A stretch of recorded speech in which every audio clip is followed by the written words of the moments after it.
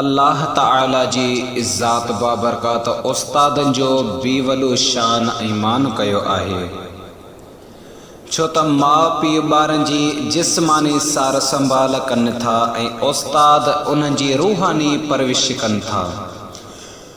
हो ॿारनि खे तालीम जी ज़ेवर सां सिंगारीनि था, उन्हनि जा इख़लाक़ सुधारीनि था ऐं रहणी कहणीअ जा तौर तरीक़ा सेखारीनि था। उन्हनि खे मुआशिरे जा सुठा शहरी बणाइनि था। उन करे इस्लाम उस्ताद सगोरनि जी अदब ऐं एहतराम करण जो हुक्म ॾिए थो। इस्लामी मुआशिरे में उस्ताद जो वॾो मान ऐं मर्तबो आहे। एतिरे क़दुरु जो मुंहिंजे आका मदीने जे शहनशाह चओ त सल्लल्लाहु अलैहि व आलिहि वसल्लम जन फरमायो, उन ई ॻाल्हि ते फ़ख्रु महसूस कंदे फरमायो, इन्नमा बुइस्तु मुअल्लिमन, फरमायो पाण बेशक मूंखे उस्ताद बनाए मोकिलियो वियो आहे। उस्ताद सगोरनि जी वॾे मान ऐं मर्तबे हुजण बाबति पाण सगोरनि फरमायो, अवी जंहिंखां इल्मु पेरायो उन जो अदब करियो, उन जो एहतराम करियो, उन जी इज़्ज़त कयो, उन जी बेइज़्ज़ती न कयो, उन खे उफ़ बि न चयो। सोने अलीउल मुर्तज़ा शेर खुदा रदी अल्लाह ताला अन्हु फरमायो त मूंखे जंहिं हिकिड़ो बि हर्फ़ पढ़ायो, उन उस्ताद भले मूंखे वठी हली बाज़ार में खपाए अचे, मां अली उन खे कुझु बि न चवंदुसि, हिकिड़ो हर्फ़। पोइ अॼु जा उस्ताद ॾिसो केॾा हर्फ़ था पढ़ाइनि।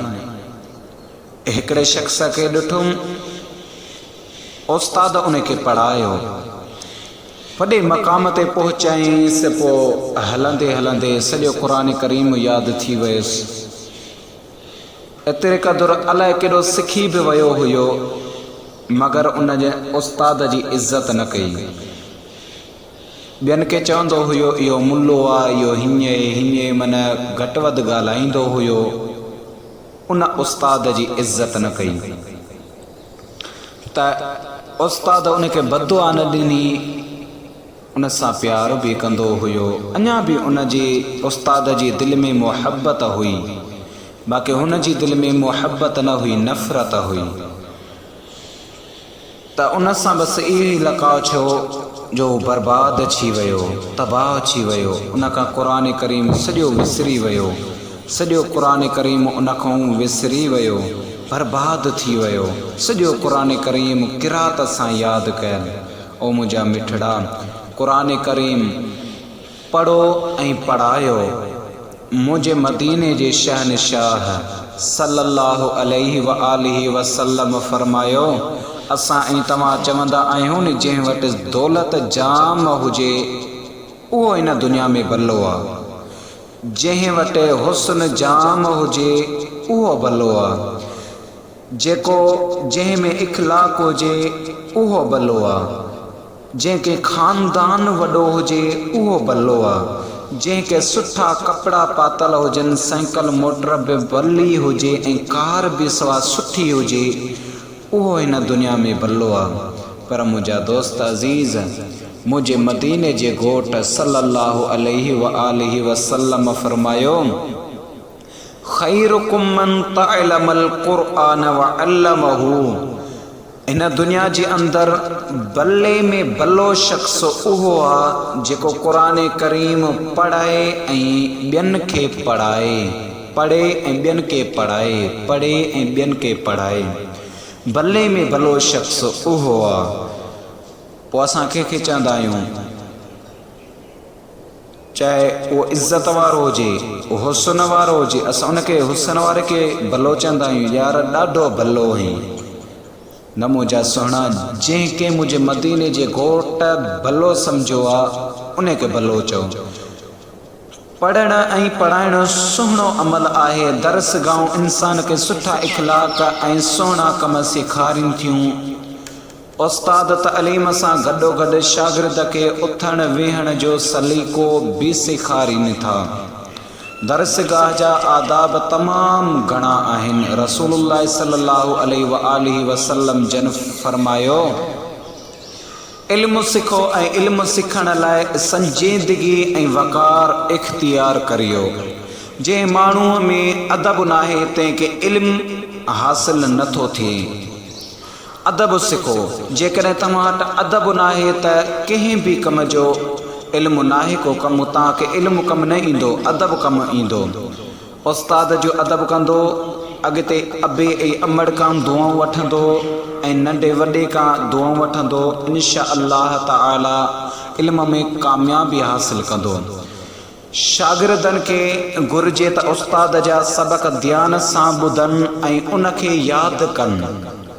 उन्हनि जे अॻियां अदब ऐं एहतराम सां माठ करे वेहनि। मिसाल, कंहिं ॻाल्हि जे सुध न पवे त मुनासिब वक़्त ते पुछी वठनि। उस्ताद वांदो नाहे। हिकिड़ो मिसाल, उस्ताद वांदो नाहे, सबक ॾियण में मसरूफ़ आहे या लिखण में मसरूफ़ आहे या कंहिं बि कम में मसरूफ़ आहे, दुनियावी हुजे या उखरवी हुजे, कंहिं बि कम में मसरूफ़ आहे। पोइ मुनासिब टाइम ॾिसी करे जेॾीमहिल ॾिसो त उस्ताद वांदो आहे त उन टाइम में तव्हां उस्ताद खां उहा ॻाल्हि, उहो सवाल तव्हां पुछी वठो त साईं हीउ कीअं थींदो। जिते बि उस्तादनि जो ज़िक्र थिए त एहतराम सां संदन ज़िक्र कनि। उस्तादनि खे सलाम करण में अॻिराई कनि। अॼुकल्ह जा माशाल्लाह छोकिरा अहिड़ा थिया आहिनि जेको उस्ताद खे त सलाम नथा कनि, वॾे खे या नंढे खे बि सलाम नथा कनि। उस्ताद वीचारा पाण उन्हनि शागिर्दनि खे सलाम था कनि त अस्सलामु अलैकुम वरहमतुल्लाहि वबरकातुहू। उस्ताद अञा सलाम ई न वराए त तव्हां अॻु में उनखे सलाम वरायो। ओ मुंहिंजा साईं जानी, अस्सलामु अलैकुम वरहमतुल्लाहि वबरकातुहू। इन सलाम उस्ताद खे वरायो। पेरनि ते हथ रखी ऐं हथ उन्हनि खे ॾियो, उन्हनि जा हथ चुमो, उन सां सुठो सलूक रखो, उन सां सुठी तरीक़े सां पेश अचो। जीअं उस्ताद जी दुआ इन दिलि मां दुआ निकिरी वई, तव्हांजा ॿई ॿेड़ा पार थींदा। गॾु हलण महल अॻियां न हलनि, उस्ताद हले वेठो, अॻियां न हलनि, न को वरी पेरनि जो एतिरो खड़को कनि, आस्ते आस्ते हलनि, न को वरी खंघनि, न को वरी हिक ॿिए में ॻाल्हाइनि। इहो अदब आहे। शागिर्दनि ते लाज़िम आहे त जेतिरो थी सघे उस्तादनि जी ख़िदमत चाकरी कनि, उन्हनि जे हक़ में दुआ कंदा रहनि। चाहे उस्ताद इन दुनिया में मौजूदु आहे, चाहे उस्ताद क़ब्र में मौजूदु आहे, मगर उस्तादनि जी इज़त कनि। मुंहिंजो चवणु ऐं अवां ॿाहिरनि जो ॿुधणु, मुंहिंजो अल्लाह पंहिंजी बारगाह रब्बुल इज़्ज़त में शल क़बूल मंज़ूर फ़रमाए।